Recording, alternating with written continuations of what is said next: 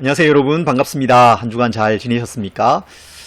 우리는 계속해서 마가복음 말씀을 함께 살펴보고자 합니다.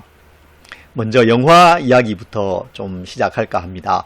완벽한 타인이라는 영화가 있습니다. 그 영화가 대략 2년 전쯤에 개봉이 되었는데, 그때 꽤 많은 사람들, 한 500만 명 정도 되는 사람들이 그 영화를 보았다고 합니다. 그 영화가 이 시대를 살아가는 우리에게 던지는 그 메시지가 있습니다. 그래서 많은 화제를 모았던 그런 영화였습니다. 저는 그 영화를 보지는 않았고요.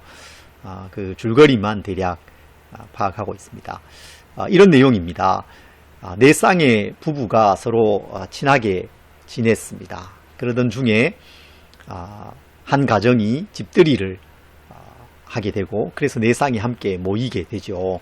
서로 식사도 하고 또 차도 마시면서 오랜만에 지냈던 이야기들을 이렇게 나누기 시작했습니다. 담소를 나누고 있었습니다. 분위기가 좋았죠.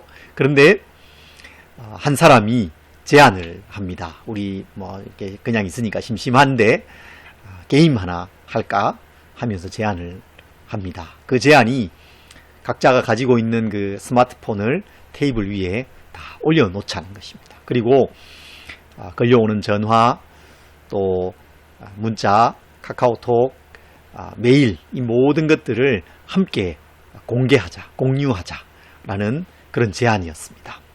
좀 찝찝하죠. 사생활이 다 드러나는 것이니까 찝찝합니다. 그런데 딱히 반대하기도 애매합니다. 서로 우리 친하잖아, 우리 다 비밀 없잖아, 이런 관계로 이렇게 모였는데 나는 안 할래, 이렇게 하기가 애매해서 찝찝하지만 함께 동의하고 게임이 시작됩니다. 그런데 그 후에 전혀 예상하지 못했던 일들이 일어나죠.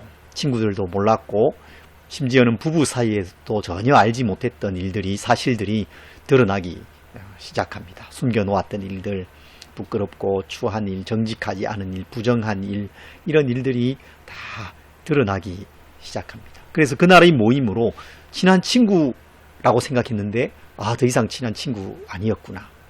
부부였는데 서로 숨기는 것이 있고 알지 못했던 것이 있었던 것이 드러나게 됩니다. 그래서 완벽한 타인으로 모든 사람들이 다 완벽한 타인이었구나 라는 사실이 드러나는 그런 영화라는 것입니다. 완벽한 타인이라는 영화입니다.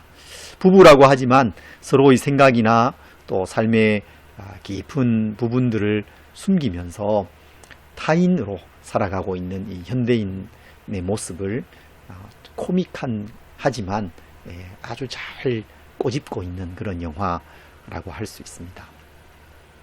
오늘 우리가 함께 살펴볼 주제가 가족인가 아니면 타인인가 라는 것입니다. 우리 가족 이야기가 아니라, 우리 부부 이야기가 아니라 예수님과의 관계 속에서 가족인가, 진정한 가족인가 아니면 타인인가, 그것을 함께 좀 살펴보려고 합니다. 먼저 마가복음 3장 31절부터 35절 말씀을 함께 읽겠습니다. 그때 예수의 어머니와 동생들이 와서 밖에 서서 사람을 보내어 예수를 부르니, 무리가 예수를 둘러 앉았다가 여짜오되, 보소서, 당신의 어머니와 동생들과 누이들이 밖에서 찾나이다. 대답하시되, 누가 내 어머니이며 동생들이냐 하시고, 둘러앉은 자들을 보시며 이르시되, 내 어머니와 내 동생들을 보라. 누구든지 하나님의 뜻대로 행하는 자가 내 형제요 자매요 어머니이니라. 아멘. 오늘 본문에 예수님은 이 말씀을 읽는 우리를 좀 당황하게 만듭니다. 당혹스럽게 만드십니다. 예수님께서 자신을 부르러 온 예수님의 어머니와 동생들, 누이들을 향해서 누가 내 어머니이며 동생들이며 누이들이냐? 나는 저 사람들을 모른다. 그렇게 말씀하시기 때문이죠. 너무나도 냉담해 보입니다. 이 냉담해 보이는 예수님의 모습이 아주 낯설게 느껴집니다. 이 이야기 속에서 예수님의 어머니와 동생들은 타인들입니다. 완벽한 타인들입니다. 그리고 예수님의 이 냉담한 태도, 우리를 당황하게 만드는 이 모습은, 그러면 누가 예수님의 진정한 가족인가? 그것을 우리로 하여금 묻게 만들죠. 이 말씀은 아주 독특한 말씀인 동시에 우리가 깊이 생각해보고 새겨야 할 그런 말씀이기도 합니다. 누가 진정한 예수님의 가족일까요? 예수님은 누구를 향해서 나의 진정한 가족들이라고 부르시겠습니까? 이 말씀을 우리가 함께 깊이 살펴보기를 원합니다. 먼저 예수님과 함께 있는 사람들이 예수님의 진정한 가족입니다. 예수님의 가족은 예수님과 함께 있는 사람입니다. 34절에 보면 둘러앉은 자들을 보시며 이르시되 내 어머니와 내 동생들을 보라, 그렇게 말씀하십니다. 지금 이들은 예수님을 둘러앉아 있습니다. 32절에도 예수님은 둘러앉은 자들, 둘러앉은 사람들 이라는 그런 말씀이 나옵니다. 반면 예수님의 어머니와 동생들은 지금 어디에 있습니까? 31절을 보면 그때에 예수의 어머니와 동생들이 와서 밖에 서서 사람을 보내어 예수를 부르니, 그렇게 말씀합니다. 지금 밖에 있습니다. 밖에 서 있습니다. 안으로 들어올 수도 있었겠죠. 예수님이 아들이고 형님이고, 그러니까 언제든지 들어올 수 있습니다. 집 안으로, 예수님이 계신 곳으로 들어와서 예수님이 지금 뭘 하는지 볼 수 있고 지금 하는 일이 뭐냐고 물을 수도 있고 그렇게 할 수 있습니다. 그런데 그렇게 하지 않습니다. 여전히 그들은 밖에 서 있습니다. 예수님은 자신을 둘러앉아서 말씀을 듣고 있는 사람들을 향해서 내 어머니와 동생들을 보라, 그렇게 말씀하고 있으십니다. 그러나 밖에 서 있는 그 어머니와 동생들을 향해서는 누가 내 어머니며 동생들이냐라고 물으시는 것입니다. 지금 이 둘 사이의 대조가 나타나고 있죠. 장소에서의 대조가 나타나고 있습니다. 예수님과 함께 있는 것이 중요합니다. 예수님은 하나님 나라의 사람들을 지금 부르고 계시거든요. 새로운 공동체를 이루기 위해서 사람들을 부르고 계십니다. 갈릴리 바닷가를 거니시다가 베드로와 안드레, 야고보와 요한, 이 네 사람을 부르셨습니다. 1장에 나오는 내용이죠. 하나님의 나라가 가까이 왔다, 회개하고 복음을 믿으라, 그렇게 선포하신 후에 그 하나님 나라의 공동체로 사람들을 부르신 것입니다. 지난주에는 레위를 부르는 이야기도 우리가 살펴보았습니다. 내가 죄인을 부르러 왔노라, 그렇게 말씀하셨죠. 레위를 부르셨습니다. 이 주님께서 부르시는 이 공동체, 새로운 공동체에는 뛰어난 능력을 가진 사람이 들어오는 것이 아닙니다. 도덕적으로 의로운 사람이 들어오는 것이 아닙니다. 지위가 높고 권력이 많은 사람이 들어오는 것이 아니었습니다. 연약한 사람들, 죄인들, 소외된 사람들, 그러나 그 마음 속에 기꺼이 하나님의 나라와 하나님의 통치를 받아들이는 사람, 회개하는 사람들, 그 사람이 이 공동체 속으로 들어오는 것입니다. 3장으로 넘어오면 예수님께서 이제 12제자를 부르십니다. 12제자를 세우세요. 3장 13절에 또 산에 오르사 자기가 원하는 자들을 부르시니 나아온지라 이에 12를 세우셨으니 이는 자기와 함께 있게 하시고 또 보내사 전도도 하며 귀신을 내쫓는 권능도 가지게 하려 하심이러라, 그렇게 말씀하십니다. 그리고는 12명의 이 명단이 제시되고 있습니다. 여기에 예수님께서 이 12제자, 새로운 제자 공동체를 세우시는 그 목적이 드러나고 있습니다. 예수님께서 무엇을 위해서 이 사람들을 세우십니까? 그 첫 번째가 함께 있는 것입니다. 자기와 함께 있게 하시고, 그렇게 말씀하고 있습니다. 이것이 예수님께서 새로운 공동체, 예수님의 진정한 가족들을 부르시는 목적이고, 그것이 예수님의 진정한 가족됨의 표인 것입니다. 표시인 것입니다. 예수님과 함께 있는 것입니다. 이 흐름, 이 이야기의 흐름 속에 오늘 본문 31절부터 35절이 있습니다. 예수님과 함께 있고 예수님을 둘러 앉아 있는 그 사람들이 예수님의 진정한 가족이다, 그렇게 주님이 말씀하고 계시는 것이죠. 여러분, 이것은 1차적으로는 우리에게 적용해보면 1차적으로는 예수님을 우리의 삶의 주인으로 모셔드리는 것을 의미합니다. 영접을 의미하는 것입니다. 예수님을 나의 삶의 구원자로, 나의 삶의 주인으로 모셔드리는 것이죠. 요한복음 1장 12절 말씀에 영접하는 자 곧 그 이름을 믿는 자들에게는 하나님의 자녀가 되는 권세를 주셨으니 이는 혈통으로나 육정으로나 사람의 뜻으로 나지 아니하고 오직 하나님께로서 난 자들이니라. 그렇게 말씀하고 있습니다. 혈통이 아닙니다. 하나님의 뜻으로 나는 사람, 예수 그리스도를 영접하고 그 이름을 믿는 사람이 하나님의 자녀가 된다. 예수 그리스도의 새로운 가족이 된다라고 말씀하고 있는 것이죠. 이것은 여러분 교회에 오랫동안 출석하고 교회의 회원이 되는 것과 상관이 없는 것입니다. 교회의 직분과 상관이 없습니다. 신앙 생활의 그 연수와 아무 상관이 없습니다. 예수님에 대해서 내가 얼마나 많은 지식을 가지고 있느냐와 상관이 없습니다.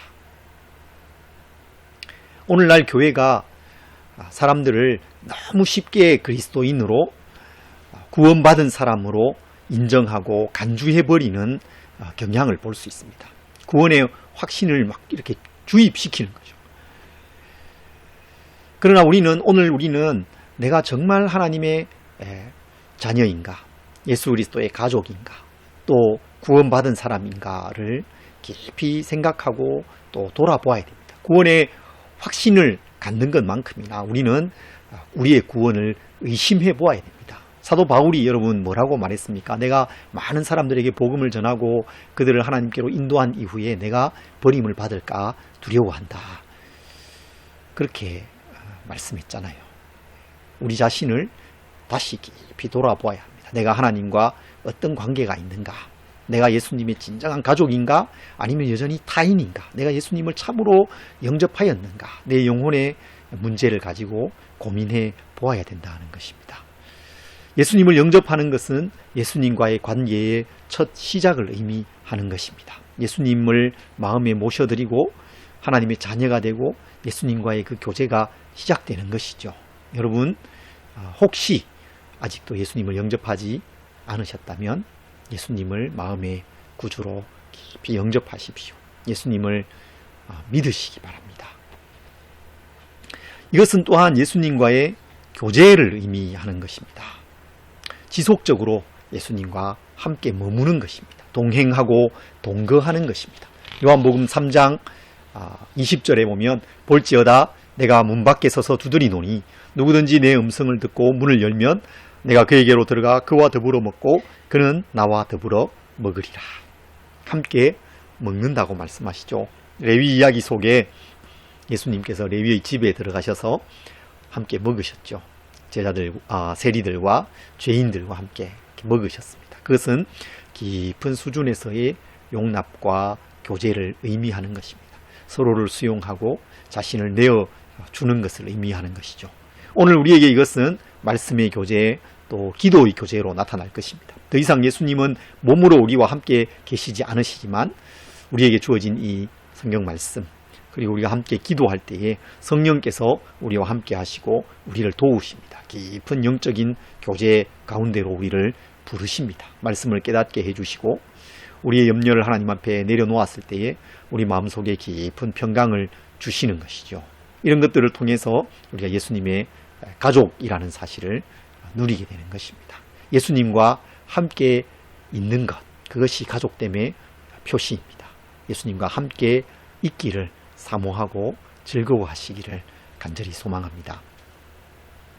가족이라고 하면 함께 있는 것은 기본입니다. 함께 살아가는 것이죠. 함께 살아가는 공동체, 그것을 가족이라고 말하죠. 그리고 이렇게 함께 살아가는 것이 중요한 이유는 그 함께 있음을 통해서 마음이 공유됩니다. 계획이 서로 공유됩니다. 아버지가 뭐 하려고 하는지, 엄마가 뭐 하려고 하는지, 아이가 뭐 앞으로 뭘 하려고 하는지 가족끼리 서로 공유되는 것 아니겠습니까? 뜻이 공유되는 것입니다. 그래서 예수님의 진정한 가족은 하나님의 뜻을 이해하는 사람이죠. 하나님의 뜻대로 행하는 사람이 바로 예수님의 가족이다라고 예수님께서 오늘 본문 속에 말씀하십니다.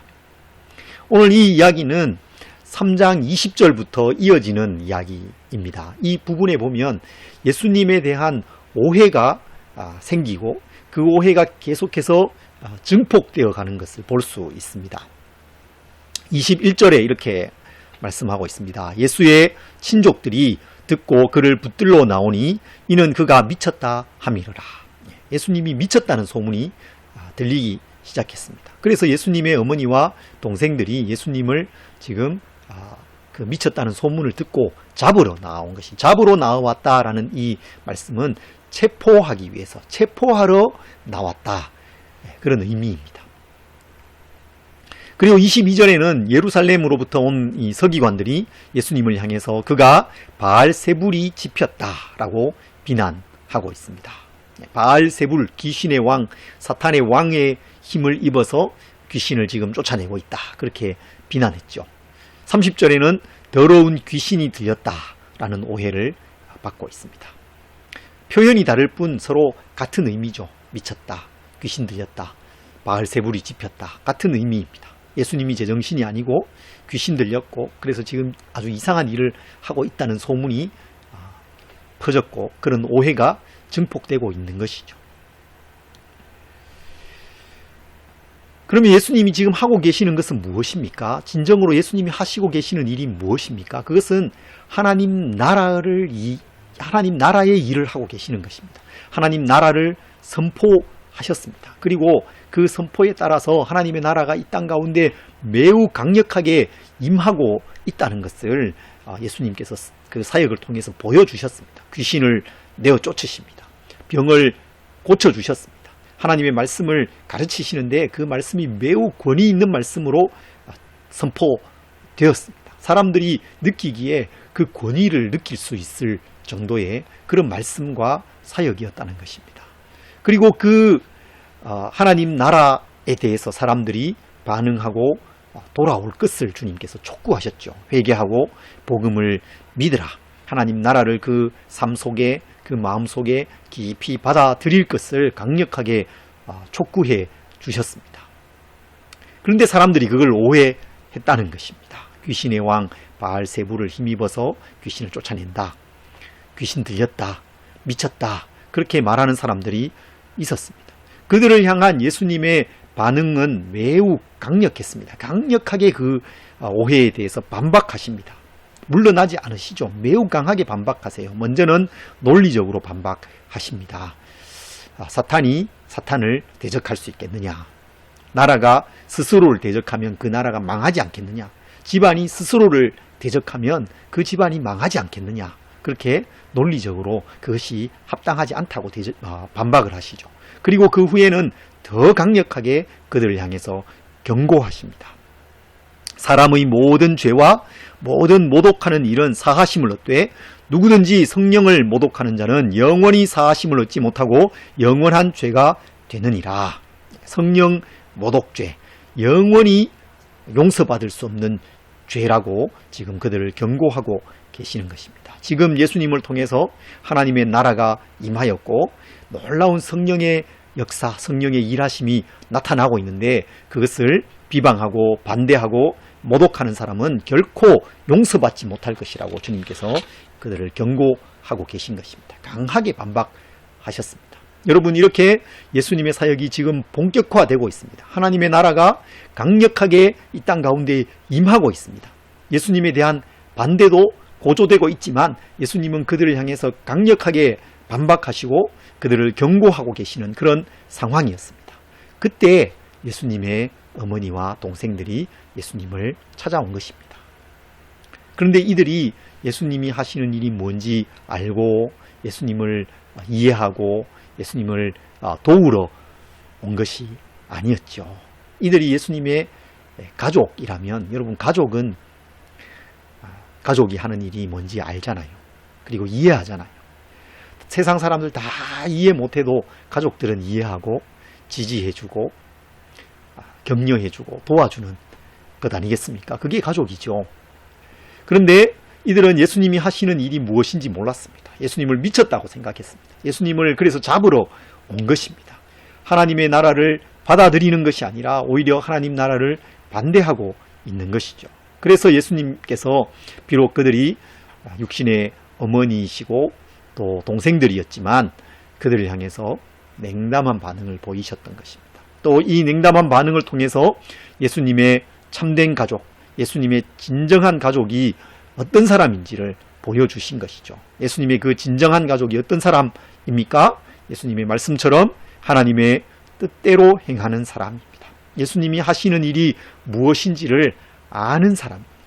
예수님께서 이 세상 가운데 하시는 일, 하나님께서 이 세상 가운데 하고자 하시는 그 일, 하나님 나라, 하나님의 나라를 보는 사람이죠. 하나님의 나라를 자신의 삶을 기꺼이 그 하나님 나라에 헌신하고 투자하는 사람입니다. 그 사람들이 바로 예수님의 진정한 가족입니다. 유진 피터슨 목사님이 메시지 성경을 번역했죠. 그 번역에 이 말씀을 아주 독특하게 번역하고 있습니다. 이렇게 번역하고 있습니다. 내 어머니와 형제들이 여기 바로 너희 앞에 있다. 순종이 피보다 진하다. 하나님의 뜻에 순종하는 사람이 내 형제요 자매요 어머니이다. 순종이 피보다 진하다. 그렇게 말씀하고 있습니다. 피가 여러분 얼마나 진합니까? 피가 물보다 진하다. 그렇게 말하잖아요. 피가 정말 진합니다. 자녀들이 그 부모를 쏙 빼닮는 걸 보면 피가 얼마나 진한지 알 수 있지 않습니까? 특히 우리나라는 이 혈연을 아주 강조하는 그런 문화 속에 우리가 살고 있습니다. 또 외국에 이렇게 입양된 사람들이 수십 년이 지난 후에 우리나라에 와서 부모를 찾는 것, 그런 것을 보면 피가 얼마나 진한 것인지를 느낄 수 있습니다. 그런데 그 피보다 더 진한 게 있습니다. 그것이 바로 순종이죠. 하나님의 뜻에 순종하는 삶입니다. 하나님의 뜻에 순종하는 삶, 하나님 나라의 그 가치를 발견하고 그 가치에 자신의 삶을 던지면서 헌신하면서 살아가는 그 삶은 피보다도 더 진한 것입니다. 우리가 실제로 하나님 나라에 헌신하고 순종하면서 살아가는 그런 사람을 만나면 그 사람을 오래전부터 알던 사람이 아님에도 불구하고 만나서 이렇게 대화하면 굉장히 깊은 유대감을 느낄 때가 있습니다.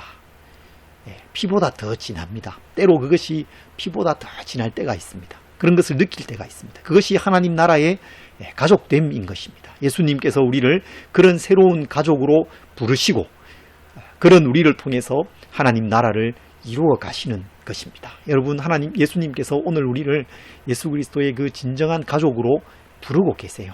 우리에게 뭔가 특별한 것이 없어도, 부족해도, 의롭지 않아도, 뭔가 돈이 많거나 지위가 높거나 그렇지 않아도 부족한 우리를, 연약한 우리를 주님께서 부르십니다. 그리고 새로운 공동체를 이루게 하시고 그것을 통해서 하나님 나라를 이루어 가기를 원하시는 것입니다.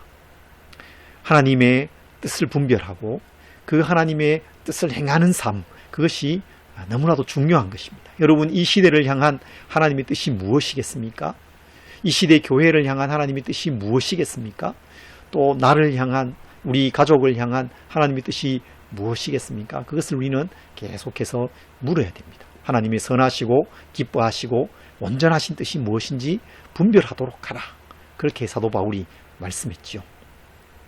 이 시대를 향한 하나님의 뜻, 저는 통제되지 않는 이 탐욕을 주님 앞에 깊이 회개하는 것이라고 생각합니다. 그리고 하나님께로 돌아가는 것입니다.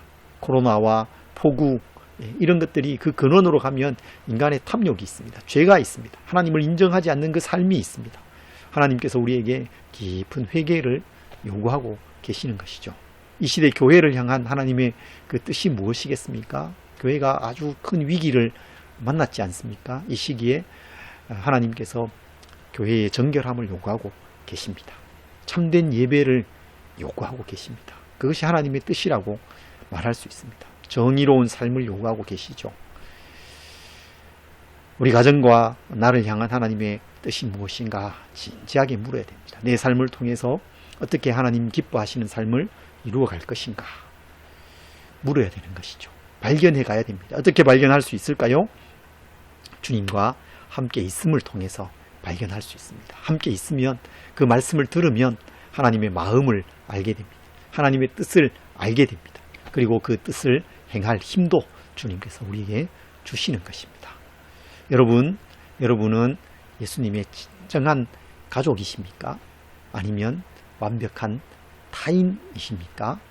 산상설교에 보면 예수님께서 그들의 열매로 그들을 알리라 그렇게 말씀하십니다. 나더러 주여 주여 하는 자마다 천국에 들어올 것이 아니라 내 아버지의 뜻대로 행하는 자가 들어가리라.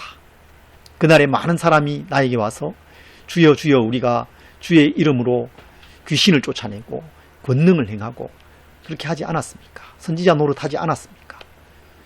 그때 예수님이 뭐라고 말씀하신다고 하셨습니까? 내가 너희를 도무지 알지 못하니 불법을 행하는 자들아 내 앞에서 떠나가라. 그렇게 말씀하신다 하셨어요. 도무지 알지 못한다. 완벽한 타인이죠. 주님과 아무 상관없는 사람이라고 주님께서 말씀하셨습니다. 여러분, 우리가 스스로를 깊이 돌아보아야 합니다. 주님께서 마지막 날에 내가 너희를 도무지 알지 못한다. 너는 타인이다. 라고 말씀하신다면 그것은 얼마나 슬픈 일입니까? 당황스러운 일입니까? 주님과 함께 있기를 사모하시고 자신의 영혼을 깊이 돌아보시고 하나님의 뜻을 분별하고 그 뜻을 행하기를 힘쓰는 우리 지체들이 되시기를 소망합니다. 주님께서 나의 어머니와 동생들이라고 부르시는 하나님의 가족, 하나님 나라의 가족으로, 그래서 하나님 나라의 가족됨을 풍성히 누려가는 삶을 살아가시는 모든 성도님들이 되시기를 간절히 소망합니다.